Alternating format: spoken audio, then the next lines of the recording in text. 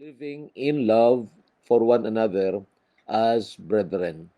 Dinaanan na po natin ito ng konti when we discuss about practical holiness. Kasi ang practical holiness, hindi po ito parang ano lang, teorya. It must be put in action. At ito ngayon ang ating pag-aaralan. So we start reading 1 Peter 1:22. Since you have purified your souls in obeying the truth through the Spirit in sincere love of the brethren, love one another fervently with a pure heart. So, again, makita nyo, command po ito. Utos nga po ito ng Panginoon. And anumang iutos ng Panginoon sa atin, mga kapatid, ninanais ng Panginoon na ma-fulfill yan. At hindi po ang utos niya ikakasama natin. His commandment is not grievous. Sabi pa ng salita ng Panginoon. So love one another fervently with a pure heart, walang pakunwari. Having born again, not of corruptible seed, but incorruptible through the word of God, which lives and abides forever. Because all flesh is as grass, and all the glory of man as the flower of the grass. The grass withers, and his flower falls away. But the word of the Lord endures forever. Now this is the word which by the gospel was preached to you. But the end of all things, chapter 4 tayo, verse 7, but the end of all things is at hand. Therefore, be serious and watchful in your prayers. Grabe po na mga exhortation ito. Pero may connection ito dito sa tinatalakay natin, fervent love. Pagdating mo sa verse 8, and above all things, have fervent love for one another. Inulit po ito. Above all things, higit sa lahat, have fervent love for one another. Then, ito ang reason for love will cover a multitude of sins. We will still deal with this pagdating natin sa chapter 4. Pero ngayon, titingnan muna natin ito as an overview of that command.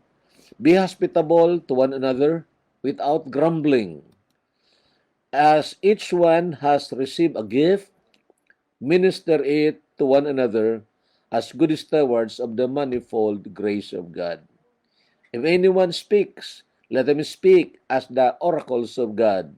If anyone minister, let him do it as with the ability which God supplies, that in all things God may be glorified through Jesus Christ, to whom belong the glory and the dominion forever and ever. Amen. I would say this, mga kapatid, at the outset, that the commands of the Lord, when it is fulfilled, or when it's being done, pag ito po ay sinunod po natin in the power of the Spirit of God, God will see to it that He will be glorified and we will be satisfied. Okay? So, hindi kailanman pwede na magyabang ang isang tao na magaling ako, nasunod ko yung command ng Panginoon. No way to do that. Kaya nga dito, that all things God, or that in all things, God may be glorified through Jesus Christ. So tulungan po tayo ng Panginoon. We start some observations regarding the command, mga kapatid, that is in the New Testament. Ang love one another, 20 times in the New Testament na binanggit. Si Jesus binanggit po ito 5 times. The word is love one another. Exact na word, love one another, 5 times. Apostle Paul, 7 times. And then si Apostle Peter, 2 times. Ito na nga na binasa natin, chapter 1 and then chapter 4. And then of course si Apostle John, bali 6 times. So 20 times ito binanggit. Bakit pinaulit-ulit? Nagsimula kay Jesus, patuloy kay Pablo, kay Pedro, kay John, at bakit inuulit-ulit sa New Testament? Bakit hindi isang beses lang? Now, there is an answer, of course. The repetition, and the answer is, of course, though Christians, kahit na ang mga mananampalataya ay tunay na ipinanak na muli, kahit na po talagang nangyari na nga po yung kapanganakang muli, hindi po ito automatic na natututo tayong umibig sa ating mga kapatiran o sa ibang tao. Hindi po ito automatic na natututo tayo. Nandoon pa rin itong datihang pagkatao, mga kapatid. Kailangan matuto tayong labanan ito by faith sa pamagitan ng pananampalataya, itong selfish, sakim na puso, rebellious, ayaw sumunod sa kagustuhan ng Panginoon, na nandyan po sa atin, sa nature po natin. And we have discussed this, balikan lang po ninyo yon when we discuss about these things, about the old nature, yung dalawang bagay na ginanap o nangyari sa kamatayan ng Panginoong Jesucristo. Siya po ay namatay para sa ating kasalanan, that was substitution, and then tayo ay namatay din kasama niya. And that is identification. Kung maintindihan po natin ito, then makikita natin na talagang mayroong struggle within. The old man and the new man are fighting with each other. Oo, parang itim at puti na mga pusa na nag-aaway-away dyan. Ang gusto mong gawin, hindi mo gagawa. Ang ayaw mong gawin, yun ang ginagawa mo. And of course, I tell you, when it was mentioned in Romans chapter 7 ni Apostle Paul, hindi po yan sinabi na parang wala ng solusyon. Dahil on the last part, makita niyo ba, thanks be to God, sabi sa verse 25. The point is, we are still in a fight. We have to grow. Kailangan tayong lumago upang ang disenyo ng Panginoon sa atin, sa ating buong pagkatao, na maging obedient ito. Soul, spirit, soul, and body will be found blameless at the coming of the Lord Jesus Christ. Na ito po ay talagang sumusunod sa kalooban ng Panginoon. So, paano ito mangyayari? By daily depending on the Spirit of God in mortifying the deeds of the flesh. Napag-aralan na rin natin ito noon. Araw-araw matuto tayo nitong tinatawag denial of self. Ang pagdeklara sa pamamagitan ng kapangyarihan ng Banal na Espiritu na tayo nga ay patay na. Hindi na dapat sundin si Rudy Alamer. Di ba? Patay na, napako na kasama ni Kristo. So, hindi na ang gusto ko, kundi ang gusto na ng Panginoon. So, when we yield to the Spirit of God, then we have the strength to mortify the deeds of the body, and therefore, it will follow the Lord. Okay? So, 1 Peter 1:22, sabi dito, since you have purified your souls in obeying the truth through the Spirit. Tandaan nyo, through the Spirit. In sincere love of the brethren, love one another fervently with a pure heart. So, hindi to command na separate sa kapangyarihan ng Banal na Espiritu. Hindi po. Talagang dapat na matuto tayo na mag-draw, parang tubig na sasalukin natin ang kapangyarihan ng Banal na Espiritu every day. Kaya nga araw-araw, sa devotion pa lang natin, dapat nandoon na yon. Lord, hindi ko po kaya mamuhay sa araw na ito sa pamagitan ng aking sariling kalakasan. Pero nagtitiwala po ako sa iyo na ikaw ay sumasagot sa panalangin, palakasin mo po ako, fill me with your Holy Spirit, empower me to live a life that is pleasing to you. Ganun po yon.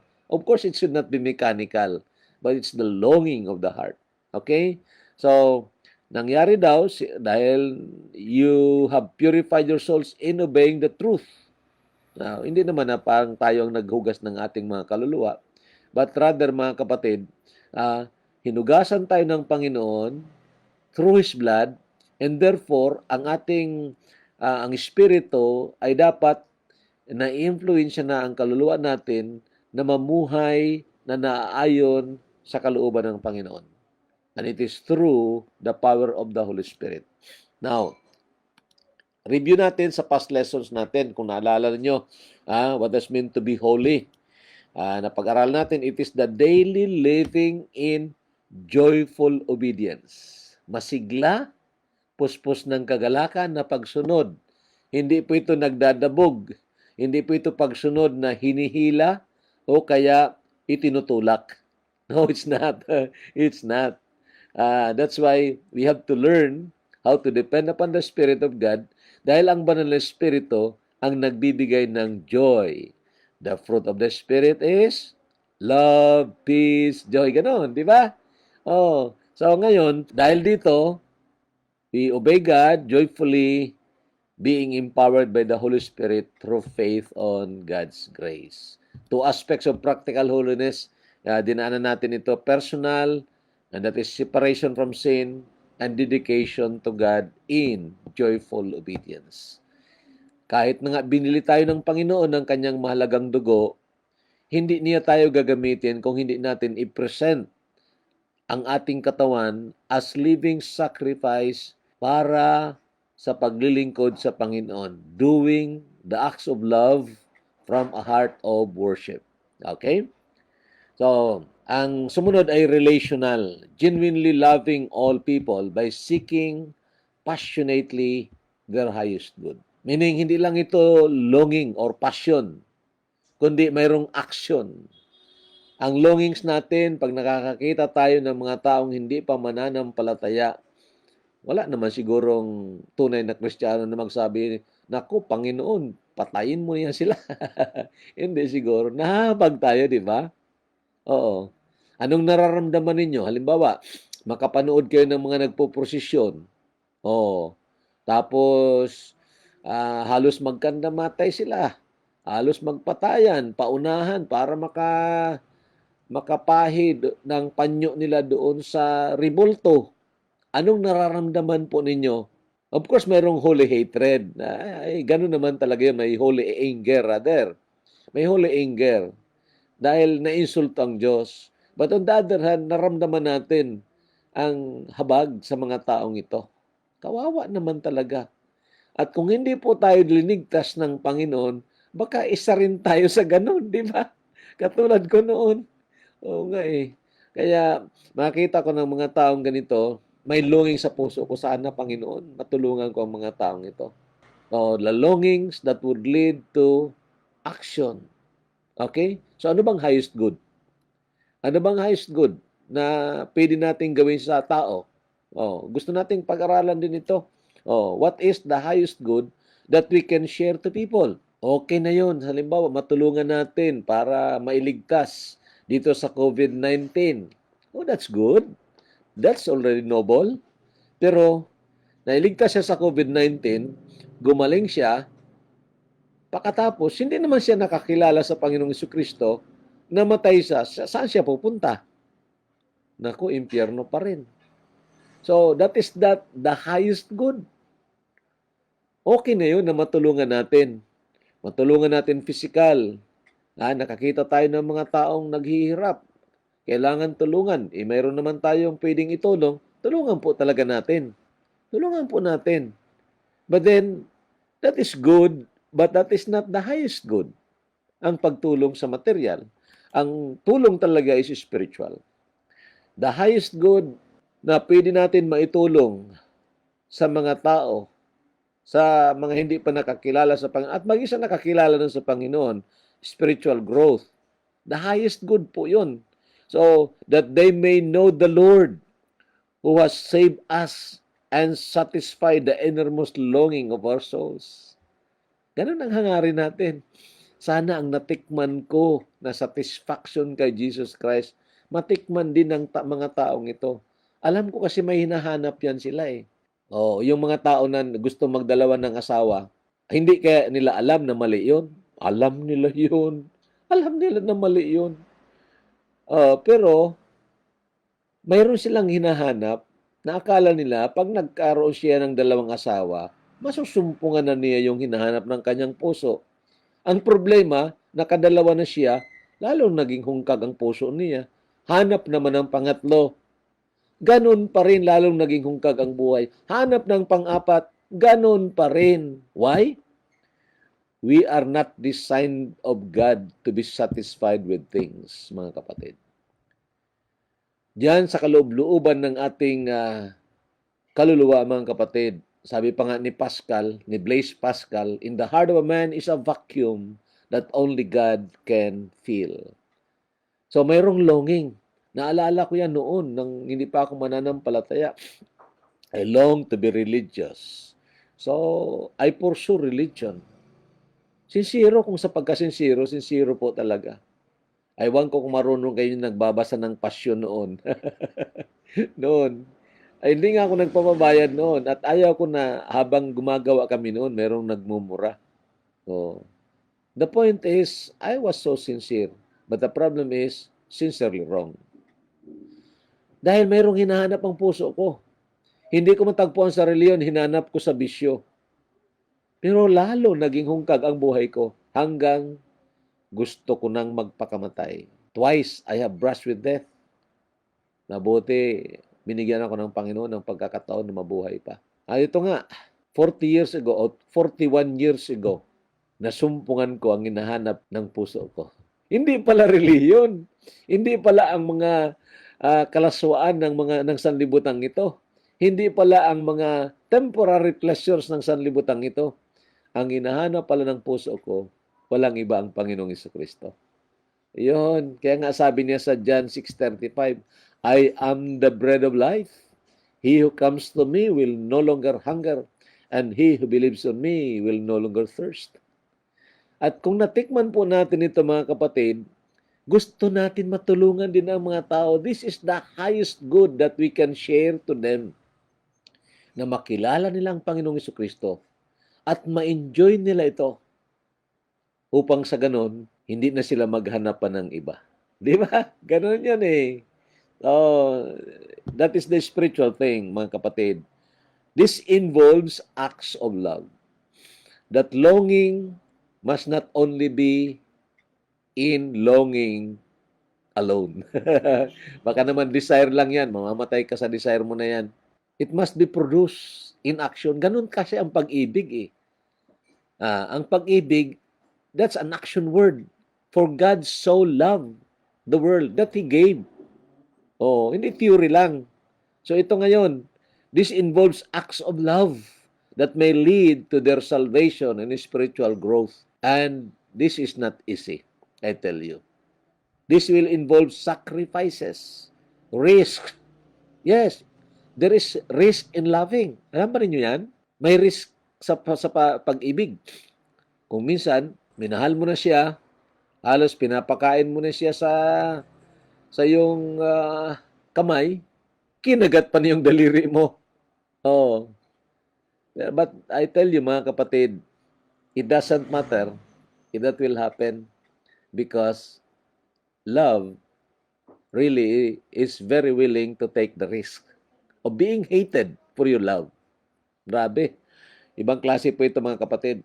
So this involves acts of love that may lead to their salvation and spiritual growth. Sharing material things to people must serve as a bridge from their felt needs to their real needs. Dapat naintindihan po natin ito. Alam nyo, kung minsan, madali tayong mahabag sa mga tao na nagugutom. Material na kagutom. Meaning talagang walang makain, lalo pa ngayon dahil sa COVID-19. Okay po yun. Pero hindi doon ang concern ng Panginoong Jesucristo. Kung talagang ang pangangailangan ng tao, ultimate na pangangailangan ng tao, ay material na mga bagay, hindi nabababa ang Panginoon para pumunta sa libutan ito at ibigay ang kanyang buhay. Pauulanin na lang niya siguro. Pauulanin na lang siguro ng mga dollars. So, ang problema pag umulan ng dollars, maraming mamamatay sa stampede. Ganun siguro, mag-agawan yung tao. But you know, it's not material thing. In fact, nang gumawa ang Panginoon ng milagro, 5 loaves of bread and 2 fishes, at akala ng tao, yun ang pakay ng Panginoon. So, pinuntahan nila yung Panginoon at sabi na, gawin ka naming hari. Grabe, ano? Kasi, siyempre naman, ikaw nga naman, meron kang hari na ang 5 tinapay kayang i-multiply, ay di walang problema. Kahit na may COVID-19, di ba? Walang economic crisis. Pero, kayang-kayang gawin yun ng Panginoon. Pero anong sagot ng Panginoon? If you read that, sabi ng Panginoon, labor not for the things that, or for the bread that perish. Huwag yun ang paghanapin nyo, huwag yun ang trabahuin nyo. Ang hanapin nyo yung tinapay na magdadala sa inyo ng eternal life. and is referring it to himself. So spiritual nga. Maaring ang pagbibigay natin ng material na mga bagay ay para lang maging tulay patungo doon sa spiritual. Yun ang ibig kong sabihin. Ang felt needs nila, ang pangangailangan nilang material ngayon, mga damit, ganon. So, baka pwede naman tayo magbigay. Sige, magbigay. Pero hanggang dyan lang? Hindi pwede. Social gospel ang tawag dyan. Social gospel. Hindi yan ang gospel na sinasabi ng Biblia. And that's the reason we ought to be careful also. Ang iba naman, nakakapangilabot ito. Ang iba, ginagamit pa ang mahihirap para makapaghingi ng pera sa ibang bansa. Pipicturan ang mga bata at sasabihin, ito, nagturo ako ng Bible dito, magbigay kayo kasi kawawa ang mga taong ito. Kawawa. Ang iba naman, dahil inosente at saka sincere ang mga mananampalataya, nagbibigay. Pero ang problema, hindi naman tinuturuan ng gospel. Yung pala, gimmick niya, siyempre, para makakuha ng pera. I tell you, balang araw makikipagsulit siya sa Panginoon. Yun ang tinatawag ko mga mercenaries, mga bayaran, hindi missionaries. At sana malansag ang ganun, mga kapatid. Parang double murder yun eh. Mahirap na nga, kukutungan mo pa. Mahirap yun. So, sharing material things to people must serve as a bridge from their felt needs to their real needs. Ang Galatians 6:10 is also a good verse na magpaalala sa atin patungkol sa priority in helping. Ito, therefore, as we have opportunity, let us do good to all, especially to those who are of the household of faith. Let us do good to all. Pero may salitang especially. May oportunidad, may capacity ka magtulong, unahin mo munang tulungan yung mga kasama sa pananampalataya. Ayun naman ang essence ng loving the brethren eh. But ang problema nga, kung minsan, lalo na kung medyo pasikat, madaling makapagbigay sa ambagan kung sa mga basketbolan o kung ano mga bagay na mapapublish ang kanyang pangalan. So, makikilala siya doon eh. I-interviewin siya sa TV, so magbigay siya. Pero patungkol sa pagbigay sa mga kapatiran na nangangailangan talaga, kuripot siya. Grabe po yan, mga kapatid, because that is not true love. Hindi yan tunay na pag-ibig nagmumula sa Diyos. Human love lang yun. Kaya it would cause pride. Mag-cause siya ng pride, ng hambog. So, dapat matutunan natin itong loving the brethren through the love that is in Christ. Okay? So, tulungan tayo ng Panginoon. How does it work?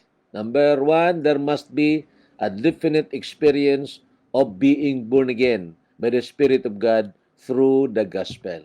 So, nabanggit na rin natin ito. Itong mga mananampalataya na pinapasulatan, nangyari po itong tinatawag pagkakapanganakang muli. Ang banal na Espiritu nagtrabaho, sabi ng verse 23, being born again, ipinanganak na muli. Bakit? Ano ba talagang kalagayan ng tao na hindi pa ipinanganak na muli? Nako, mahal natin ang ating sarili. Nandyan yung self-preservation. Una sa lahat, ako. Ganun yan eh. Tayo. Pero, sabi pa nga ng acronym tungkol sa joy, the way to joy daw is Jesus first, others second, you the last. That's the way to have joy. Jesus, others, and you. So, having born again, not a corruptible seed. And then in-explain na ito ay sa pamamagitan ng Ebanghelyo na ipinahayag. Meaning, hindi ito dahil sa kung anong emotional na mga kaparaanan. No. It is really objective truth. May talagang nangyari.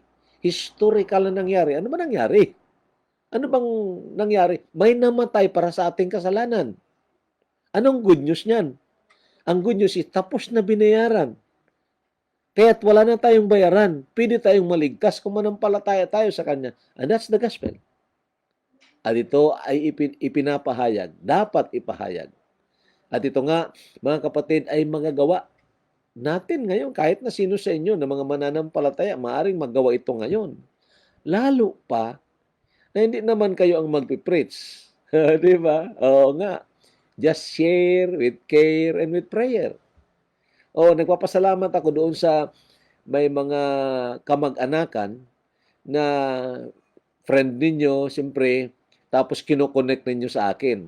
Ang ilan na nanonood at nag-request na i-friend ko sila. Dumami ang mga friends natin. Not really na kilala ko sila. But yun nakita ko, nakilala ninyo, and so, I approve or confirm the request. Ganun po yun. And I believe you share that. And that's good. So, preaching the gospel. How can they believe in whom they have not heard?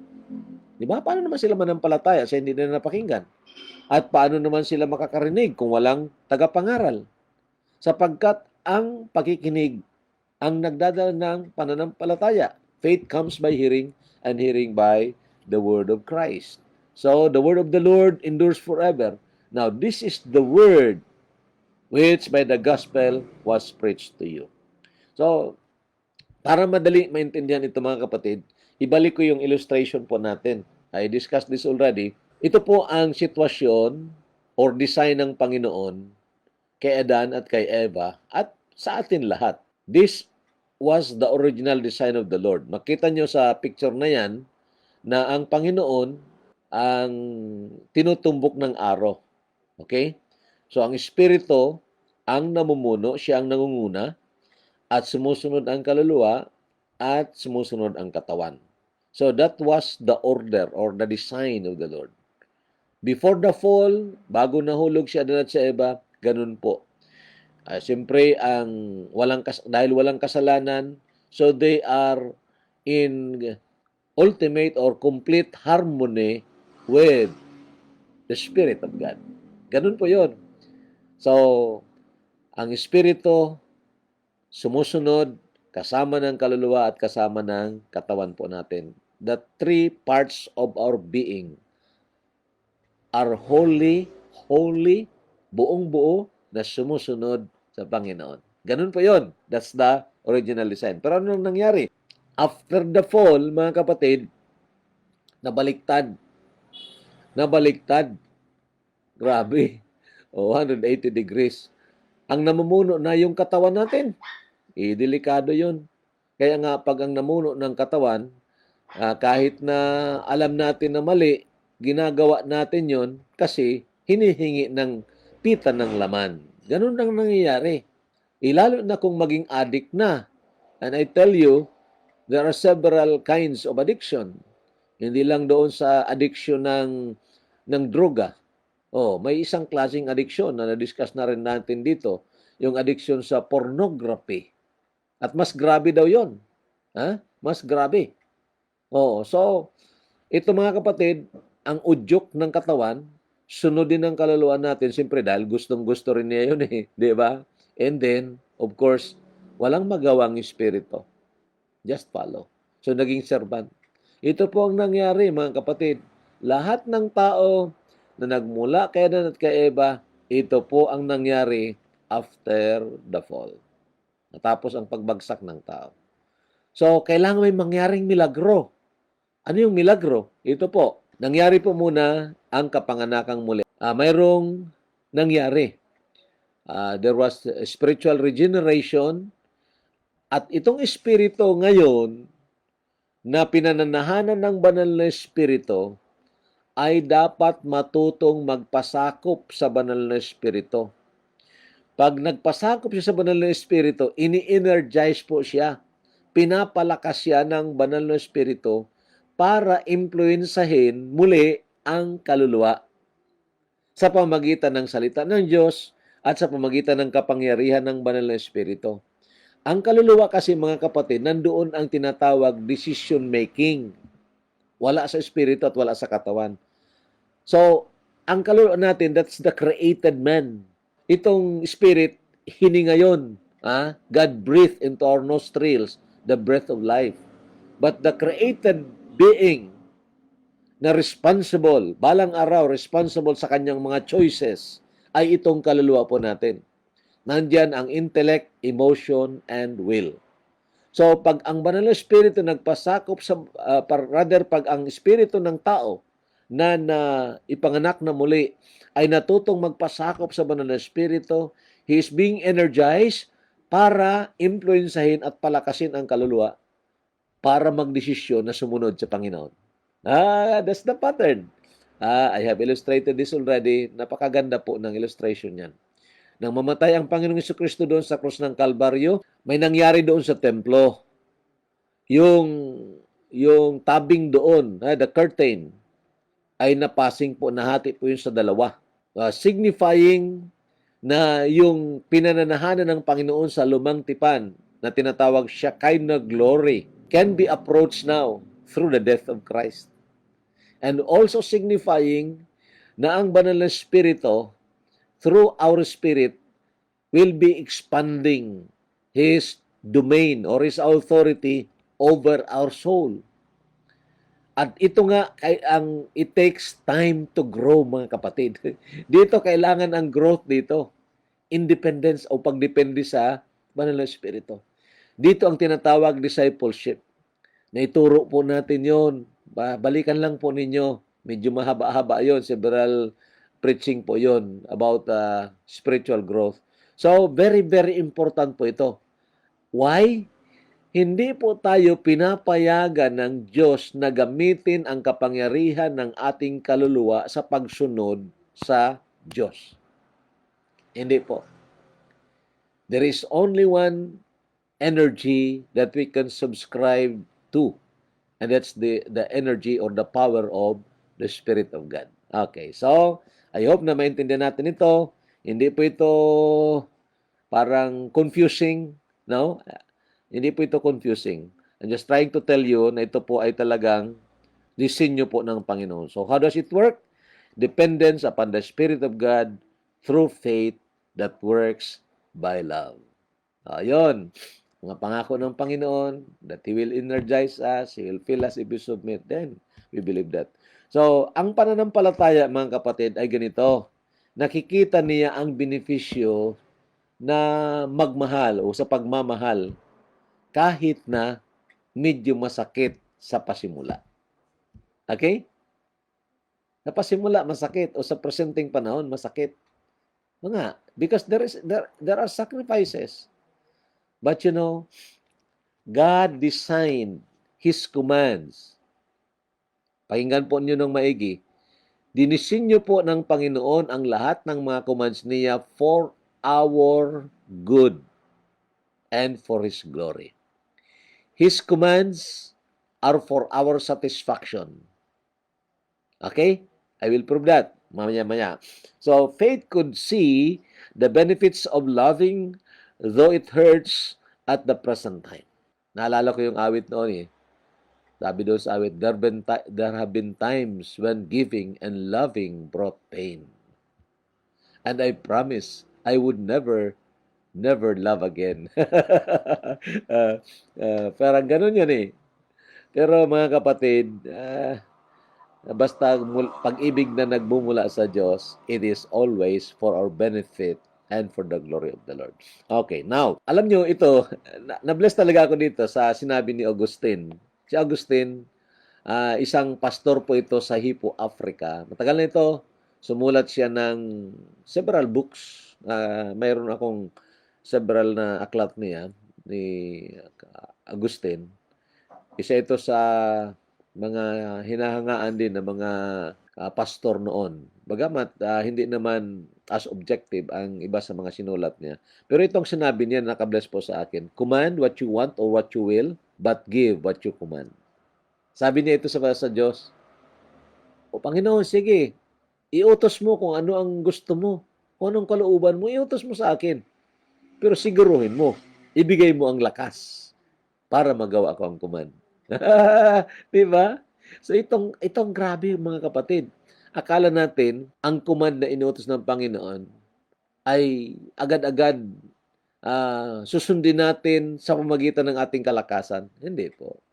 Hindi po. Kailangan natin ang energy or strength of the Spirit of God para magawa po natin yon. And so that's why we ought to depend. Now, tingnan po ninyo ito. This about faith na nakikita niya ang futuro na benefits, the future benefits of risking His love or acts of love.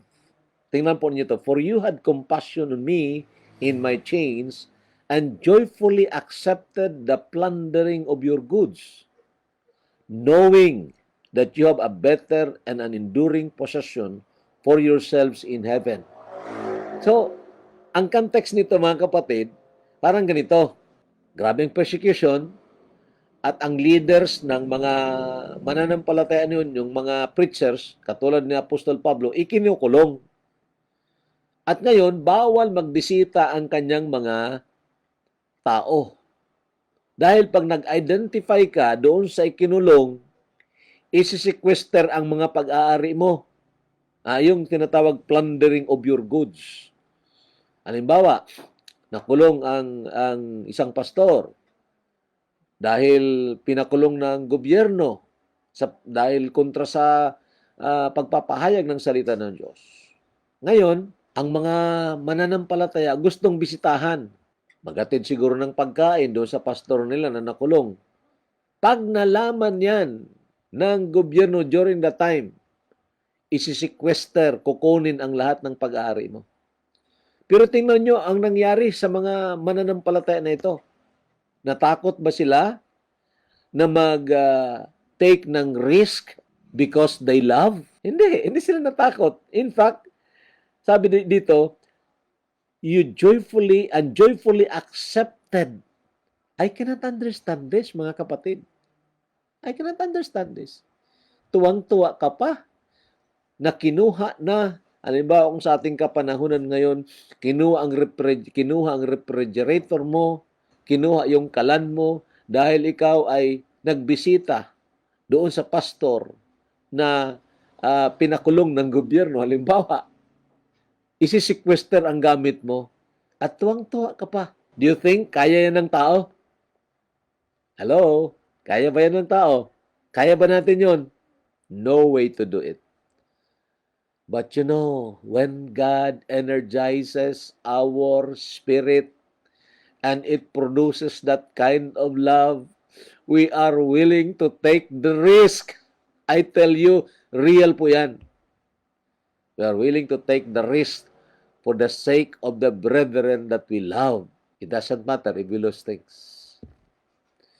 Ganun ba ang klaseng pag-ibig natin? Basahin nyo ang 1 John. One of these days, if the Lord would allow us to study the book of 1 John, yung series ko rin yan noon sa church eh. Now, one of these days, if we can have, basahin nyo yun doon.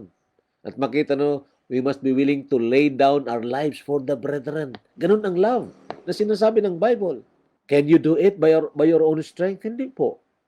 It is by the power of the Spirit of God. At ito nangyari sa kanila. Pwede rin mangyari sa atin. That's why kung nood kayo nung Friday, we discuss about the pleasure of God in the unity of the brethren. Yan, makita nyo doon na kung saan makita nyo ang katuwaan ng Panginoon when His brethren or His people are loving one another. So, mga kapatid, tulungan tayo ng Panginoon.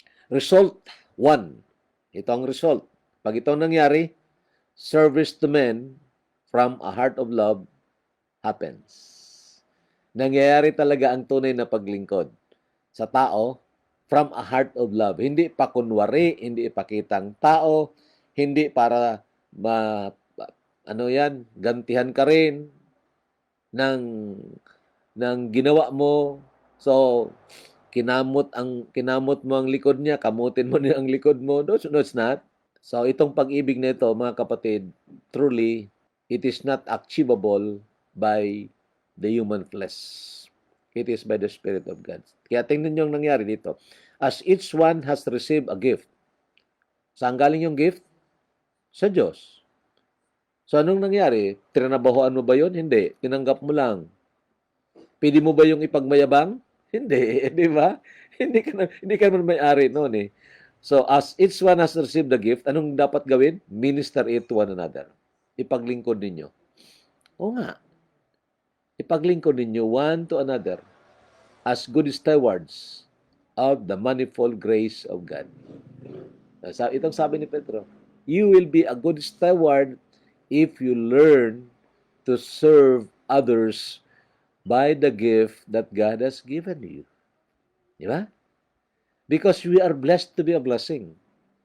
Tandaan po ninyo, kanina I preached on that about, tungkol kay Joseph, dung sa test of prosperity, na ikaw,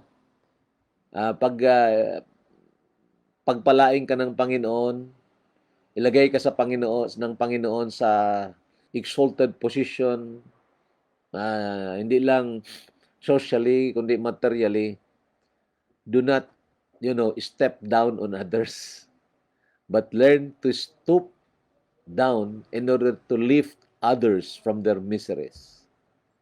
At yun po mga kapatid, ang tinatawag nating acts of love. May sakripisyo. Oo nga, may sakripisyo. Pero sakripisyo na puspos ng kagalakan, because God gives you the gift in order to minister. Hindi yan, binigyan ka lang para lang sa iyo. Result number 2, God is glorified and we are satisfied. Tingnan nyo ito. If anyone speaks, let him speak as the oracles of God. If anyone ministers, let him do it as with the ability which God supplies. Oo nga. Oo nga. Maliwanag po ito. Hindi nga pwede na sa sarili nating kakayahan. Kailangan tayong matutong magdepende sa banal na Espiritu, and the Holy Spirit energizes our soul or our spirit, and then eventually our soul is being influenced to follow, joyfully obeying the Lord. So if anyone ministers, let him do it as with the ability which God supplies. Bakit?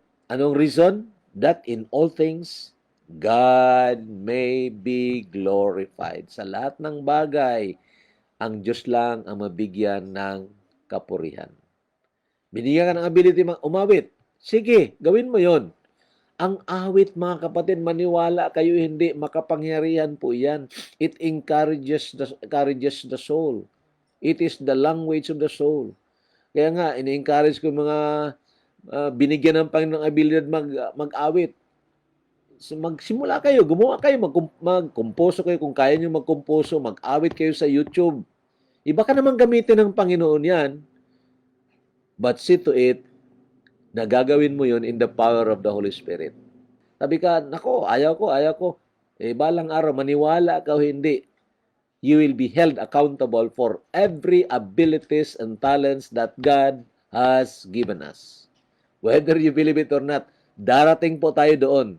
He will be held accountable.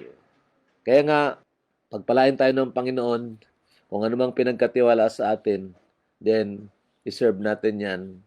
And those abilities that come from God glorifies the Lord. So, ang resulta nito, hindi pwedeng hambog. Bakit? Hindi naman galing sa iyo. Di ba? Hindi naman galing sa iyo ang abilidad na yon. Galing sa Diyos. Ang opportunity, hindi naman galing sa iyo. Galing sa Diyos pa rin. And so, mag-glorify lang natin ang Panginoon. Magsabi tayo, grabe ka, Panginoon. Wala naman akong tao. I'm good for nothing. But then, ito, ngayon, ginamit mo pala ang mga sinabi ko. Ginamit mo pala yung awit ko kahit na hindi naman masyado magaling. Ganun yan, mga kapatid. I'm telling you, God is more interested in our availability rather than in our ability. Wala naman talaga tayo ng abilities. Hiniraman lang yan mula sa Diyos yan. At sana matutunan po natin ito. In loving one another, we need the love of God. Being pumped, parang ibinubuga sa atin, or sabi pa ng Bible, shed abroad in our hearts by the Spirit of God. And when we are energized, we can love even the unlovable. Mahirap yon. Oo nga, sino ba nagsabi na hindi mahirap? Kaya nga, kailangan natin ang pagpapasakop sa banal na Espiritu upang ang lalabas po sa pamagitan ng pananampalataya ay love na nagmumula sa Diyos bilang bunga ng banal na Espiritu. Tulungan po tayo ng Panginoon, mga kapatid. Let us live in hope. Kahit na kung minsan madilim ang tinitingnan natin na kinabukasan. Bukas, buhay pa rin ang Diyos. Live in fear, reverential fear, paghanga sa Diyos, pagpapasakop sa Diyos. Live in holiness, personal and relational holiness. And then, live in love one for another. May the Lord bless us. Tulungan tayo ng Panginoon.